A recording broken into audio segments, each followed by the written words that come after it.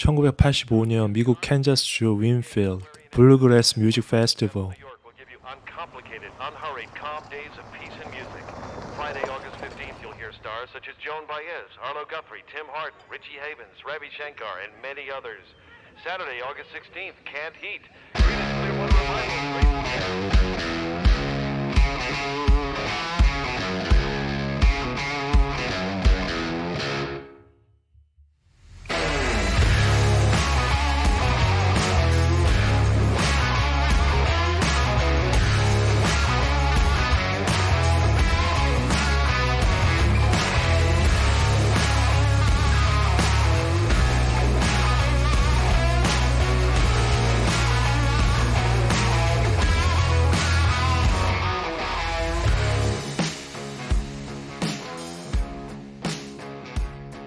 Dear God.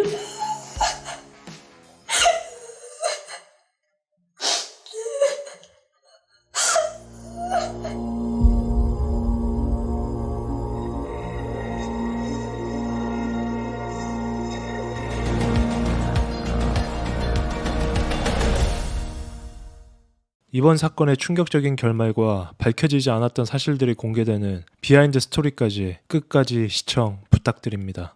이전 영상에서 후원해주신 모든 구독자 여러분 너무나 감사드립니다. 이번 영상 제작에 많은 도움을 주셨습니다. 다시 한번 너무 감사드립니다.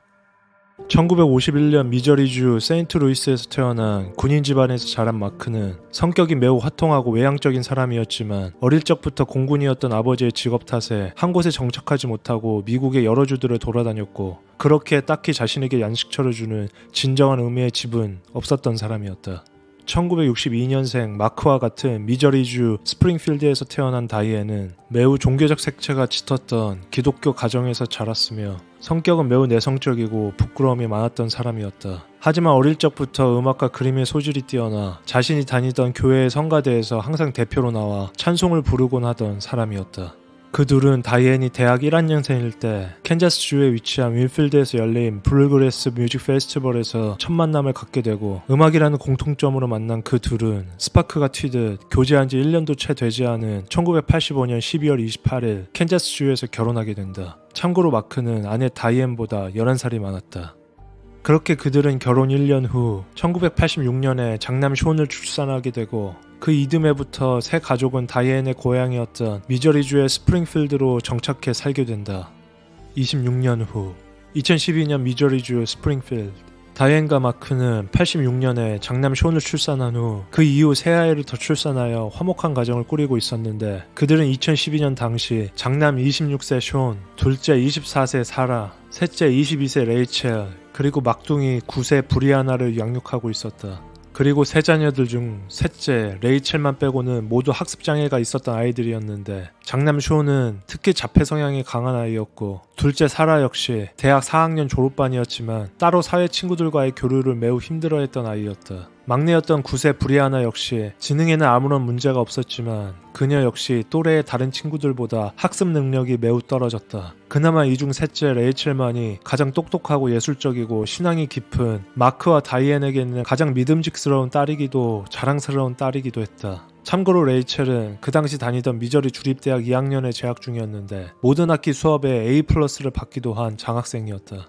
그리고 이 가정의 실질적 가장은 엄마 다이앤이었는데 그녀는 풀타임 간호사로 월요일부터 금요일까지 매일 병원으로 출근하였고 주말에는 따로 알바 형식의 일들도 구하며 투잡, 쓰리잡까지 오롯이 꾸준한 경제활동을 한 식구는 다이앤 혼자였다. 또한 사건이 일어나 2012년에는 평생 직업이었던 간호사에서 더욱 좋은 환경과 봉급을 받을 수 있는 유명 헬스케어 회사 매니저로 이적해 열심히 일을 하고 있는 중이었다. 그리고 그녀의 모든 삶의 중심은 자신이 다니던 교회 활동을 중심으로 돌아갔으며 그녀의 자녀들도 모두 매우 신실한 크리스찬이었다. 반면에 남편 마크는 대학생 때부터 시작한 밴드 활동이 그의 직업이 되어 자신의 밴드 Messing with Destiny를 만들어 미국 중서부 바들을 돌며 공연을 하며 경제활동을 하였지만 매우 불규칙적이고 수입이 불안정한 탓에 아내 다이앤과 많은 마찰을 빚게 된다. 그리고 그는 매우 술을 즐겨했던 애주가였고 담배를 하루에 두세 갑씩 피던 꼴초이기도 했으며 그가 식구들과 한식탁에서 마주 앉아 밥을 먹는 횟수는 극히 드물었다. 따라서 가정 내의 실질적 가장은 아내 다이앤이었고 아이들 역시 아버지 마크보다는 다이앤에게 모두 의지하고 그녀의 정서적, 경제적 지원으로 살아간다.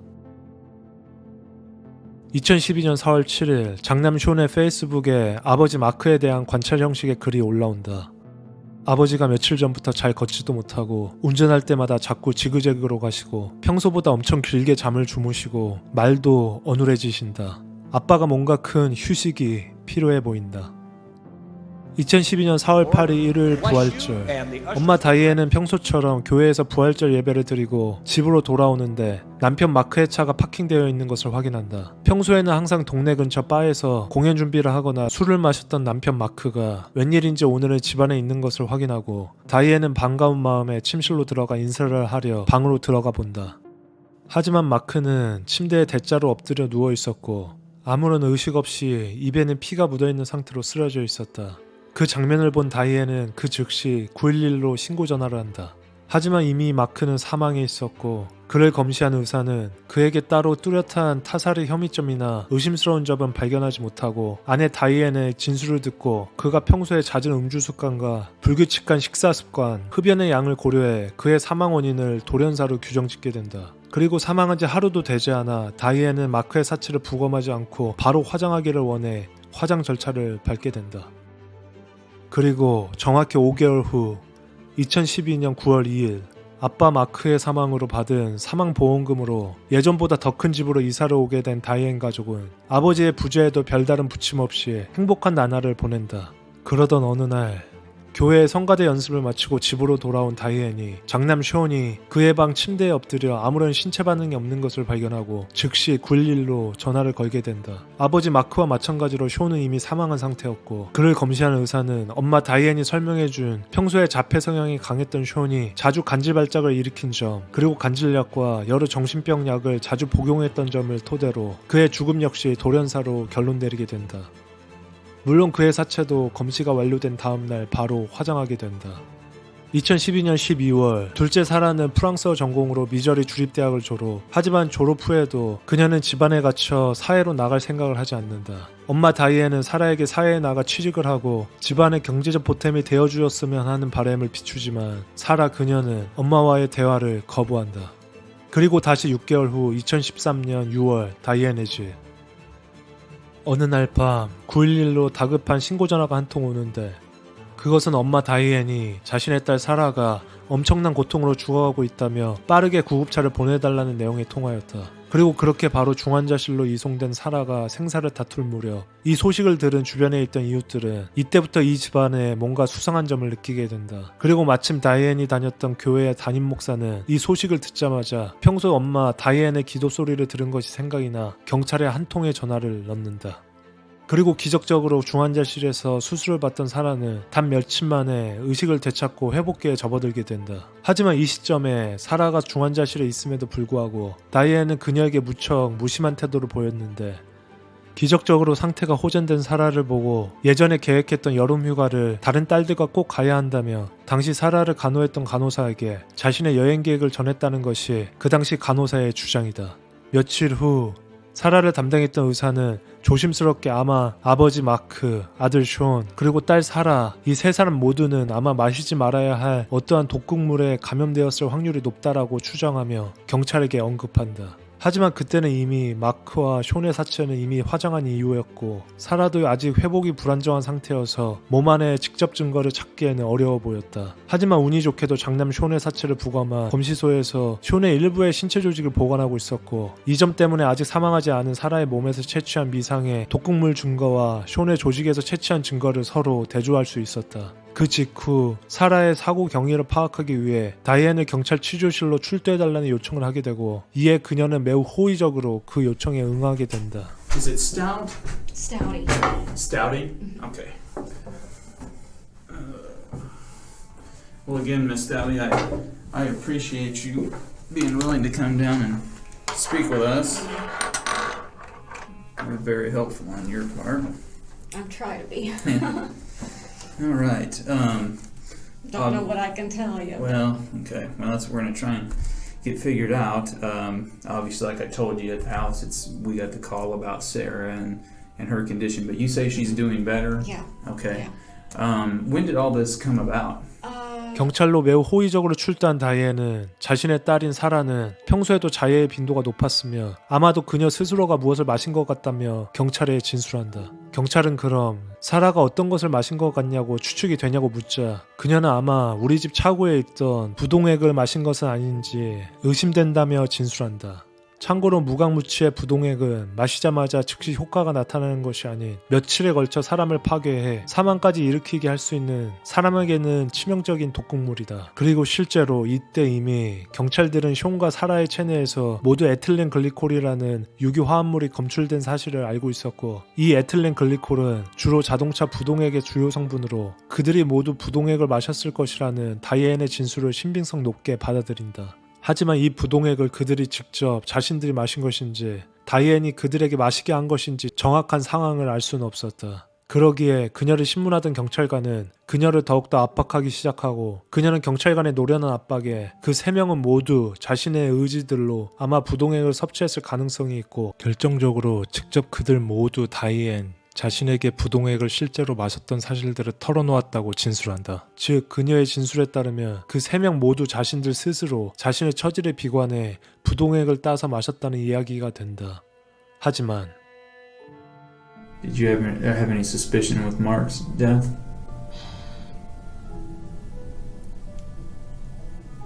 Not really.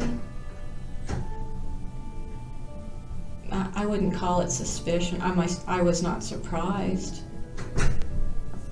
because he would binge drink and What was his marriage like?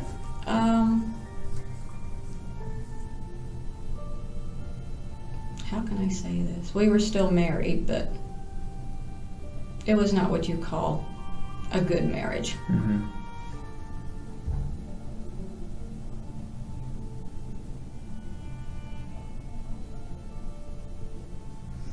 Had there been any infidelities on either side?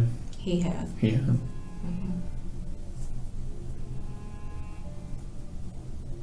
So I'm guessing then, just briefly, Tiny wasn't the best husband?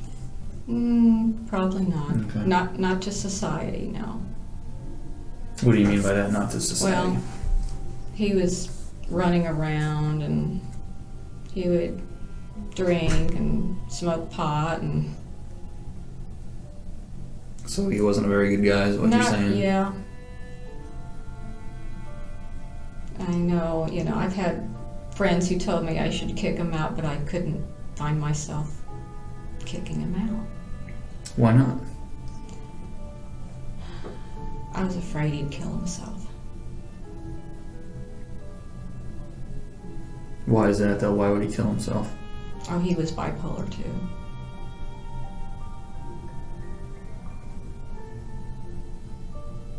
And even though things were bad and he wasn't a good husband and you said he wasn't good for society, that you didn't want him to kill himself? Mhm. Okay.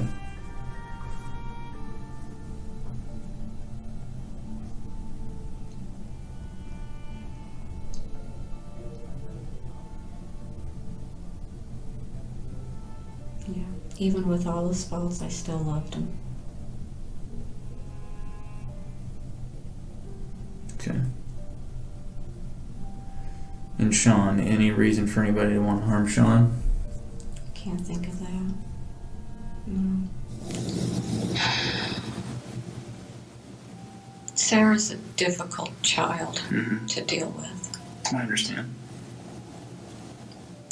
And I've been kind of putting pressure on her to, you need to get out and get a job. Your college bills are coming due. I don't want to pay for them. After all, you get tired of doing everything for your kids, and it's like you need to step up and do it. As far as did I do something to her, I didn't do anything to her. I mean, I guess I could have taken her to the ER sooner, but I didn't know. I don't know. I know I didn't do anything. I'm horrible. I'm a horrible mother. And to put it really short and sweet, I knew they were drinking antifreeze. And I was so mad at them, I didn't want to take them in. You knew, Diane, that they were drinking antifreeze because you were giving it to them.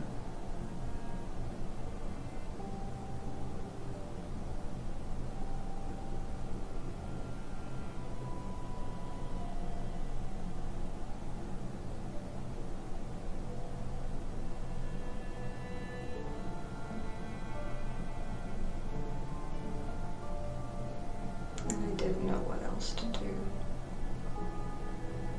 I really didn't. I should have just killed myself. I didn't want to hurt them.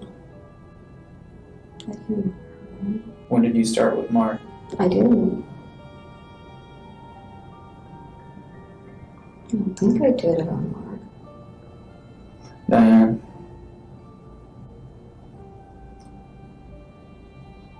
you got to be honest about everything again. Let's not keep going over this because just when I feel you're finally starting to do the right thing, you got to be honest with me about everything.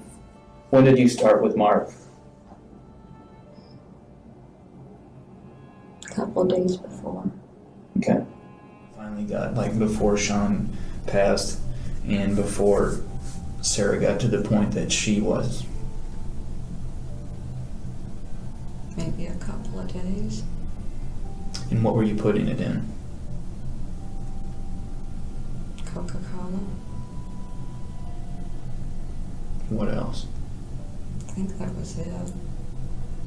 How much would you put in? Just a little bit. And why just a little bit? I didn't want to hurt them. I don't know.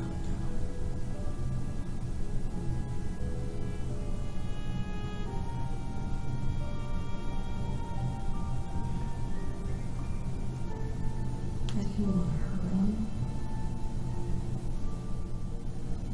So you pour them the Coke, and then while you pour them the Coke, that's when you put the antifreeze in the Coke. Okay. How long did you think it would take before they finally would pass? I had no clue.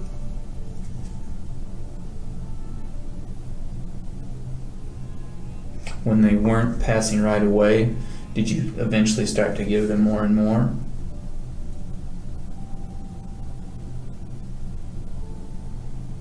I may have. I don't remember. You know, how often was this every day, or how many times a day? I guess I should say. Once a day. Once a day. Yeah. And you say it started out with a couple tablespoons, but then when it wasn't killing them, then maybe it moved on to just a little bit more and more. Maybe. I don't remember. 하지만 경찰은 이 시점에서 엄마 다이앤 홀로 이 일련의 모든 사건들을 저질렀다고 보지 않았다. 그들의 추측에는 다이앤의 셋째 딸 레이첼도 이 범행들을 같이 공모 실행했다고 보고 있었다. 이 추측에는 확고한 물적 증거가 하나 뒷받침하고 있었는데, 다이앤이 경찰에 출두하자마자 법원의 영장을 받아 경찰은 그녀의 집을 압수수색하게 되고, 그 과정에서 충격적인 내용이 적혀있던 레이첼의 일기장을 습득하게 된 것이었다. 그리고 그 일기장에는 2011년 6월의 날짜로 그녀의 아버지 마크가 사망하기 약 10달 전의 날짜에 이런 글이 써 있었다. 아빠가 이제 불과 몇 달 안으로 돌아가실 것을 생각하니 너무 슬프다. 그리고 오빠 션도 아빠를 따라서 갈 것을 생각하니 또 슬퍼지네. 아빠가 죽은 후에 아빠의 바이크는 내가 타고 다녀야지. 그리고 경찰은 셋째 딸 레이첼을 신문하기 시작한다. Well, anyway, we got to looking into this situation further, and obviously doing our own investigation of the last 4 or 5 days, and looking into some stuff. And today, there's more ongoing testing, obviously, and there's going to be some more ongoing testing. But we felt at this point that it was time to have a talk with your mom. After talking to her for a while, she finally told us what she had been doing. She had been giving your father small doses of antifreeze in his drinks over several day period. Same thing with your brother, And same thing with your sister Sarah. I know it's very difficult, and obviously we don't think that you or your sister had any knowledge, obviously, of that. Your mom is obviously she's torn up over the whole thing, and mentally she's beat herself up over it, I'm sure, every day. And like you even said, she's an emotional wreck at home. 그녀는 이런 일련의 사고들은 자신과는 상관없다 하다 신문 중간에 경찰은 그녀가 직접 쓴 이 일기장을 건네주고 신문실을 나간다.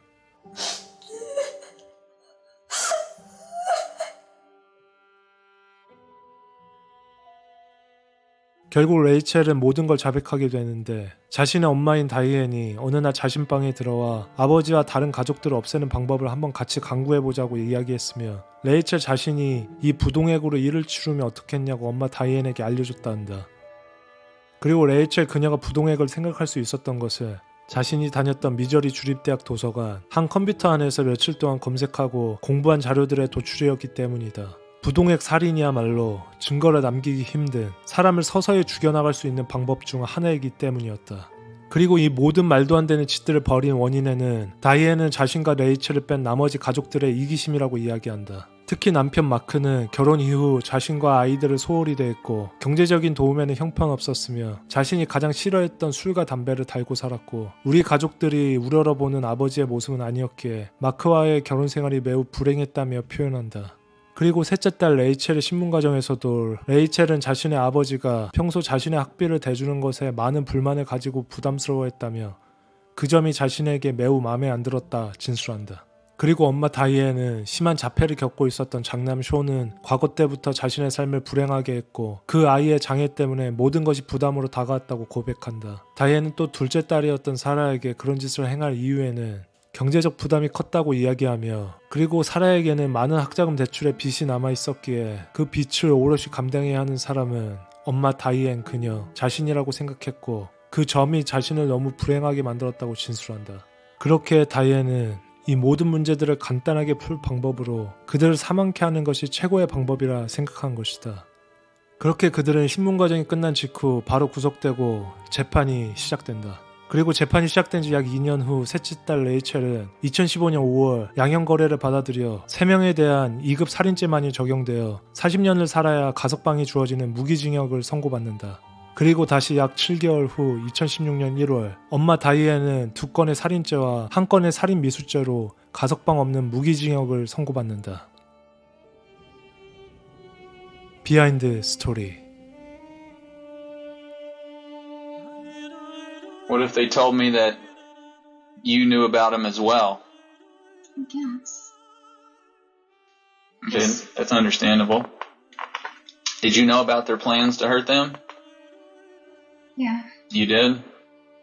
because I looked in that one journal. Because you found it in the journal. Yes. That's right. Do you understand when I tell you that your mom and Rachel have both admitted to killing your dad and brother? Yeah, What do you think about that? I'm shocked. You're shocked? Yeah. And how do you feel that your mom and sister have both admitted to trying to kill you? I was very shocked. Okay. How do you feel when I tell you that your mom and sister also both admitted that you were involved in helping to kill your dad and brother? Shocked. And why do you say that? Because I don't usually murder people. You don't usually murder people? No. Okay. Did you ever help your mom and Rachel give anything to your dad and brother? No. Never? No. And what if they told me you did? They would have been arrested too. Brianna would be sent to foster care. Okay. 마지막 희생자가 될 뻔했던 사라 역시 추후에 충격적 사실이 하나 밝혀지는데 여동생이었던 레이첼과 엄마인 다이앤이 오빠인 숀과 아빠 마크를 독살했다는 사실을 어느 정도는 알고 있었다는 것이 기정사실로 밝혀진다. 하지만 사라, 그녀는 경찰과의 이 사건 재판 이후의 단순 면담 과정에서 이런 점들을 알면서 외면하듯 부인하게 된다.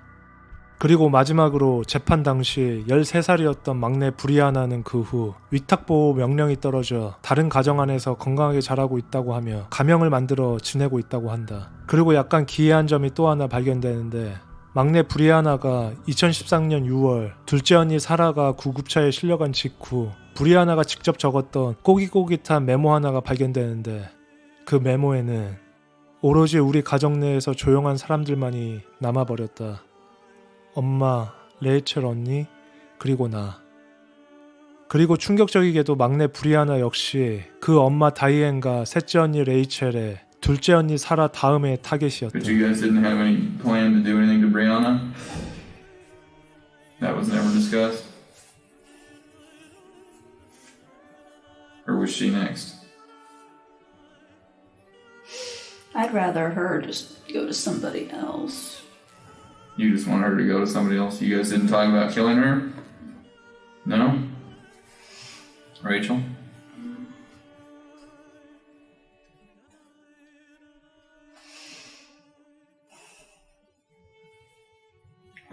When were you guys gonna kill Brianna? Sometime after Sarah. So what was your eventual goal? I mean, what? Just tell me, why did you and your mom want to kill everybody else? Because I know there's no way in hell I'd be able to take care of her. I can't take care of me. So how could I ever take care of her? I don't want her to go. So why did your mom want to kill Brianna? Don't think she ever told me, but if I had to guess, it'd be very similar to Sean.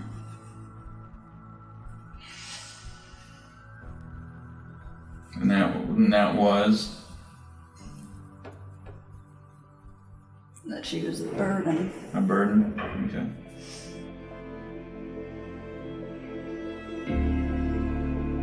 다음 사건 파일이 궁금하시다면 구독, 좋아요, 알림 설정 부탁드립니다.